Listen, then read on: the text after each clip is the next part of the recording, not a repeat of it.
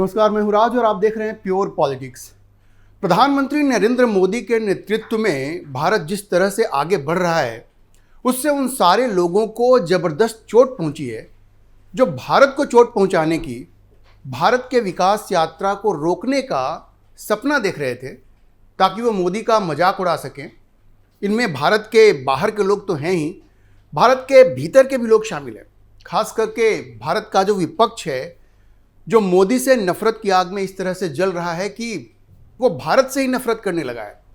और इस ईर्ष्यालु विपक्ष का नेतृत्व कर रहे हैं राहुल गांधी, जो अब इतने बौखला गए हैं कि लोगों को वोट चोरी के नाम पर गुमराह करके, भड़का करके मोदी का तख्ता पलट करने की साजिश रच रहे हैं। और राहुल गांधी के साथ साथ अमेरिका का डीप स्टेट भी इसी कोशिश में लगा हुआ है।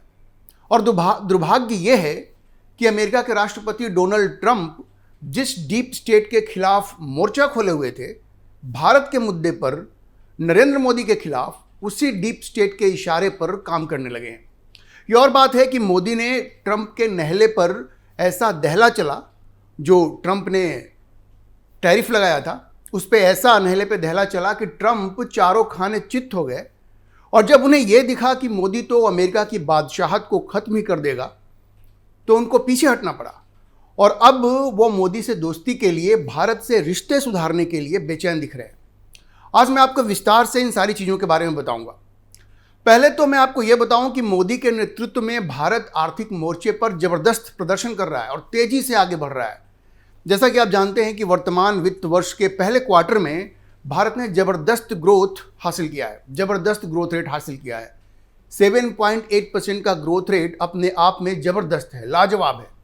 दुनिया का कोई भी दूसरा देश इतनी तेजी से आगे नहीं बढ़ रहा है। और हर क्षेत्र में, मैन्युफैक्चरिंग में, सर्विसेज में, हर सेक्टर में भारत ने प्रगति की है इस पहले क्वार्टर में। और इस बात के लिए सारी दुनिया ने मोदी की तारीफ की है। और मैं आपको बताऊं कि अब जो मशहूर रेटिंग एजेंसी है फिच, उसने भी बुधवार को कहा है कि भारत इस वर्ष अनुमान से ज़्यादा जीडीपी ग्रोथ रेट हासिल करेगा। अब फिच रेटिंग ने, जैसा मैंने आपको बताया, बुधवार को जो स्टेटमेंट रिलीज किया है उसमें उसने भारत के जीडीपी ग्रोथ को रिवाइज किया है। पहले उसका अनुमान ये था कि भारत इस वित्त वर्ष में 2025-26 में 6.5% की दर से विकास करेगा, लेकिन अब रिवाइज करते हुए उसने कहा है कि भारत का जो जीडीपी ग्रोथ है वो 6.9% होगा, मतलब 6.9% होगा। 0.4% की बढ़त दिखाई है उसने। और फिच का ये कहना है कि ये जो उसने रिवाइज किया है वो जून क्वार्टर में ज़बरदस्त प्रदर्शन को देखते हुए कहा है। और ये भी देखा है उसने कि डोमेस्टिक कंजम्पशन जो है वो तेज़ी से आगे बढ़ रहा है। और जिस तरह का जीएसटी रिफॉर्म नरेंद्र मोदी ने किया है, जो जीएसटी रेट कट किया है, जाहिर है अब लोगों के हाथ में ज़्यादा पैसा होगा। अब ज़्यादा पैसा होगा तो मार्केट में वो ज़्यादा खर्च होगा, तो जो डोमेस्टिक कंजम्पशन है वो ज़बरदस्त तरीके से बढ़ने वाला है। और इन सारी चीज़ों को देखते हुए फिच ने भारत के जीडीपी ग्रोथ को 6.5 से बढ़ा करके 6.9 कर दिया है। तो आप समझिए, भारत की इकॉनमी पहले से ही दुनिया की सबसे तेज़ी से बढ़ने वाली इकॉनमी थी, मेजर इकॉनमीज़ में। और फिच ने इसको, उस पर मुहर लगाते हुए भारत का जो प्रोजेक्शन है जीडीपी ग्रोथ का, उसको 6.5 से बढ़ा के 6.9 कर दिया है। जहाँ तक यूएस टैरिफ की बात है, अब आपको पता है डोनाल्ड ट्रंप तो भारत से समझौता करने के लिए और ट्रेड पैक्ट करने के लिए बेचैन हैं। लेकिन अगर ये टैरिफ जारी भी रखता है, अगर ट्रंप ये टैरिफ जारी रखते हैं, तो भी भारत की इकॉनमी पे कितना असर पड़ेगा? वो ज़्यादा से ज़्यादा 0.2 से 0.4% का असर पड़ेगा। लेकिन जिस तरह का जीएसटी रिफॉर्म नरेंद्र मोदी की सरकार ने किया है, उससे जो एक्सपर्ट्स हैं, जो इकोनॉमिस्ट हैं, उनका यह मानना है कि 1% से ज़्यादा जीडीपी में ग्रोथ हो सकता है। तो नुकसान ज़्यादा से ज़्यादा 0.4% का होगा। और जीएसटी रिफॉर्म से 1% से भी ज़्यादा की बढ़ोतरी हो सकती है। तो आप समझिए कि इसको निगेट कर देगा। जो ट्रंप का टैरिफ है 50% का, अगर वो नहीं भी हटता है तो भी भारत की इकॉनमी तेज़ी से आगे बढ़ेगी और उस ट्रंप टैरिफ का कोई असर नहीं पड़ेगा। हालांकि जैसा आपको मालूम है, डोनाल्ड ट्रंप की आंखें खुल चुकी हैं नरेंद्र मोदी से समझौता करने के लिए, और ये ट्रेड डील करने के लिए वो बेकरार हो चुके हैं, क्योंकि नरेंद्र मोदी ने ऐसा दांव चला था। लेकिन अगर वो टैरिफ रहता है तो भी लोगों का यह मानना है कि भारत जबरदस्त आर्थिक प्रगति करेगा और यह नरेंद्र मोदी के लिए बहुत बड़ी उपलब्धि है। और देखिए, भारत की इस आर्थिक प्रगति को देखकर डोनाल्ड ट्रंप के भी होश उड़ गए हैं। वो कहाँ तो सोच रहे थे कि टैरिफ का असर काफ़ी बुरा पड़ेगा और मोदी घुटने टेक देंगे, लेकिन जब उन्होंने देखा कि भारत की विकास गति पर इसका कोई असर तो पड़ नहीं रहा है, प्रोजेक्शन भी ऐसे नहीं है और उल्टे अमेरिका की छवि खराब हो रही है, स्थिति खराब हो रही है, और मोदी ने जो मास्टर स्ट्रोक खेला ना एससीओ समिट में, वो चीन जा करके जो उनकी फोटो आई जिनपिंग और पुतिन के साथ, उसने तो पूरा माहौल ही बदल दिया। उस एक फोटो ने ऐसा सिग्नल दिया कि पूरा अमेरिका हिल गया। ट्रंप की काफ़ी आलोचना होने लगी।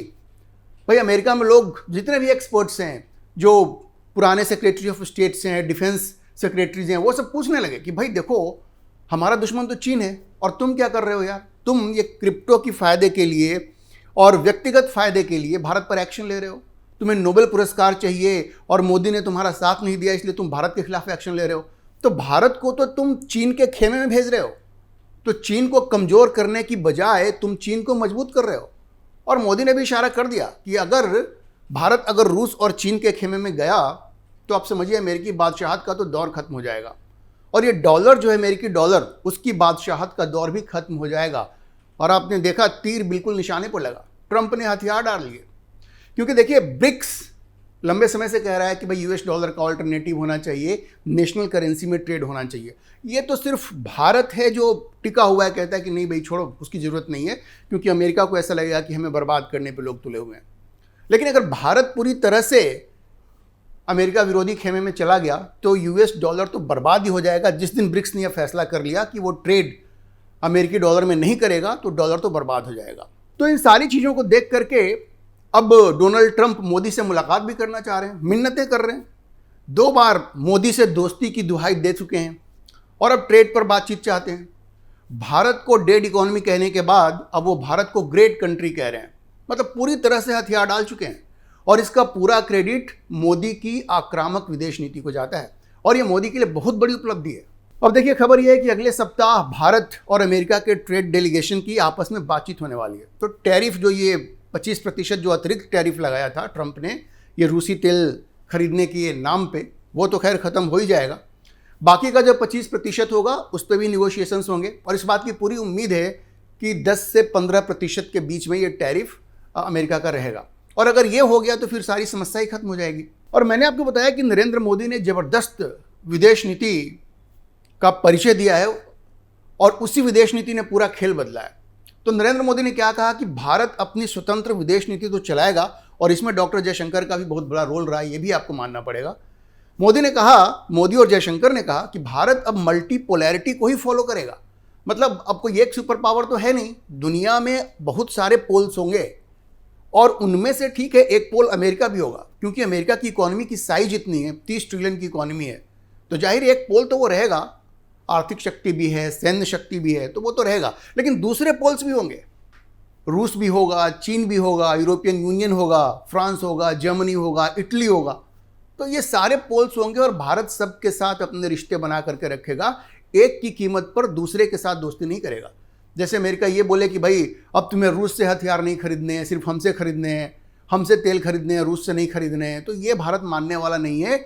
और भारत ने ये जो विदेश नीति अपनाई है, अमेरिका को पहले तो बहुत बुरा लगा, लेकिन वो धीरे धीरे अब इस बात को समझने लगा है कि भारत कोई जापान नहीं है, कोई इंडोनेशिया नहीं है, कोई यूरोपियन यूनियन नहीं है कि आप एक तरफा आप उनको दबा सकते हैं। नरेंद्र मोदी ने इतना तो ट्रंप को दिखा दिया है। रूस से तेल आयात बंद करने से भी मना कर दिया है और खबर तो अब यह है कि भारत ने अभी अमेरिका से तेल आयात को कम करके अफ्रीकी देशों से तेल आयात बढ़ा दिया है। जी, उन्होंने दे दिया इशारा कि भाई तुम ही हमारे लिए सब कुछ नहीं हो, हम सबके साथ रिश्ते बना करके रखेंगे और जहाँ भी हमें सस्ता तेल मिलेगा वहाँ से हम खरीदेंगे। तो देखिए, मोदी ने अमेरिका को तो झुकाया ही, अब मैं आपको भी बता दूं कि मोदी ने चीन को भी झुकाया है। कैसे? आपको याद होगा ये जो नरेंद्र मोदी चीन गए एससीओ समिट में शामिल होने, वो कोई एक दिन का निर्णय नहीं है और सिर्फ ट्रंप से जुड़ा हुआ नहीं है। उससे पहले, जैसा मैंने आपको पहले की वीडियो में भी बताया है, शी जिनपिंग ने भारत की राष्ट्रपति को एक लेटर लिखा, द्रौपदी मुर्मू को, और कहा कि हम भारत से रिश्ते सुधारना चाहते हैं। द्रौपदी मुर्मू ने वो लेटर नरेंद्र मोदी के पास भेजा और तब ये बैक चैनल काफ़ी बातचीत हुई और तब जाकर नरेंद्र मोदी वहाँ गए। मतलब चीन को भी ये समझ में आ रहा है कि भारत से रिश्ते उसके हित में है, क्योंकि चीन की इकॉनमी भी नीचे जा रही है। भारत सबसे तेज़ी से बढ़ती हुई अर्थव्यवस्था है, चीन की भी हालत बड़ी ख़राब है। और नरेंद्र मोदी जब एससीओ समिट में गए तो आप ध्यान दीजिए, वो जो मिलिट्री परेड था चीन का, उसमें वो शामिल नहीं हुए। पुतिन गए वहाँ पे, लेकिन नरेंद्र मोदी नहीं गए। और ये जो नेपाल के प्रधानमंत्री थे ओली साहब, जो भी भाग गए हैं नेपाल छोड़ करके, वो भी गए थे वहाँ पे। तो नरेंद्र मोदी का संदेश बहुत क्लियर था, भारत चीन का कैंप फॉलोअर नहीं बनेगा, वो चीन के कैंप में शामिल नहीं होगा। रिश्ते ठीक होने चाहिए, ये बात ठीक है, और अगर चीन चाहता है कि भारत से अच्छे रिश्ते हों तो नरेंद्र मोदी उसके लिए तैयार हैं, लेकिन वो चीन का पिछलग्गू नहीं बनेगा, उसके कैंप में शामिल नहीं होगा। और इसीलिए मिलिट्री परेड में नरेंद्र मोदी शामिल नहीं हुए। तो देखिए, फॉरेन पॉलिसी के मामले पर जितनी एक बैलेंस्ड पॉलिसी लेकर नरेंद्र मोदी चल रहे हैं, सारी दुनिया में इससे भारत की प्रतिष्ठा बढ़ी है और भारत को सम्मान मिल रहा है। अब देखिए, अमेरिका उधर धमका रहा है, लेकिन भारत डरा नहीं है। यूरोपियन यूनियन के साथ ये ट्रेड डील पर बातचीत चल रही है। जी, यूरोपियन यूनियन के साथ ये ट्रेड डील पर बातचीत चल रही है। ब्रिटेन के साथ पहले ही डील हो चुकी है। तो आप समझिए कि ट्रेड के मसले पर भी भारत जितने भी इंपॉर्टेंट प्लेयर्स हैं उन सबों के साथ अपने रिश्ते ठीक कर रहा है, और अमेरिका के साथ भी रिश्ते ठीक हो जाएगा। अब मैं आपको चीज़ और बता दूं कि ये जो नोबेल पुरस्कार की जो रेस है ना, जिसके लिए डोनाल्ड ट्रंप बिल्कुल पागल हो पड़े हैं, उनको नोबेल पुरस्कार चाहिए, उस रेस में अब नरेंद्र मोदी ने ट्रंप को पीछे छोड़ दिया है। अब इस बात की संभावना ज़्यादा है कि अगर यूक्रेन के मुद्दे पर अगर किसी को नोबेल पुरस्कार मिलेगा तो वो नरेंद्र मोदी हो सकते हैं। देखिए, बुधवार को नरेंद्र मोदी की बातचीत इटली की प्रधानमंत्री मेलोनी से भी हुई है। सारे मुद्दों पे बातचीत, जो यूरोपियन यूनियन के साथ जो ट्रेड की बातचीत चल रही है, उसके अलावा यूक्रेन के मुद्दे पर मेलोनी से उनकी बातचीत हुई है। यूक्रेन के मुद्दे पे और कैसे इसका सॉल्यूशन खोजा जाए, इस पे इन दोनों ने बातचीत की है। इससे पहले जो फ्रांस के राष्ट्रपति हैं मैक्रोन, उनसे भी उनकी बातचीत हुई थी। तो ट्रेड के अलावा यूक्रेन के मुद्दे पे उनसे बातचीत हुई। खुद जेलेंस्की ने नरेंद्र मोदी को फ़ोन किया था और इनसे अनुरोध किया था कि भाई, जब आप एससीओ समिट जा रहे हैं तो पुतिन के पास मेरा ये संदेश पहुंचाएं। तो जेलेंस्की को भी लगता है कि ये एक न्यूट्रल इंटरलोक्यूटर हो सकते हैं। और आपको याद होगा, व्लादिमीर पुतिन, उन्होंने तो सबसे पहले नरेंद्र मोदी को बताया था कि अलास्का में उनकी ट्रंप से क्या बातचीत हुई। मतलब व्लादिमीर पुतिन को भी नरेंद्र मोदी पर भरोसा है और जेलेंस्की को भी नरेंद्र मोदी पर भरोसा है। तो आप समझिए कि एक निष्पक्ष इंटरलोक्यूटर के रूप में नरेंद्र मोदी सामने उभर करके सामने आ रहे हैं। एक सर्वमान्य इंटरलोक्यूटर के रूप में नरेंद्र मोदी उभर रहे हैं। और चर्चा ये जोर पकड़ रही है कि अब नोबेल की रेस में सबसे आगे नरेंद्र मोदी हैं। ट्रंप को उन्होंने बहुत पीछे छोड़ दिया है। अभी के लिए इतना ही। अगर आपको ये वीडियो पसंद आया हो तो आप इसे लाइक करें, शेयर करें और हमारे चैनल को सब्सक्राइब जरूर करें। और आप इस विषय पर क्या सोचते हैं, अपनी राय कमेंट बॉक्स में जरूर लिखें।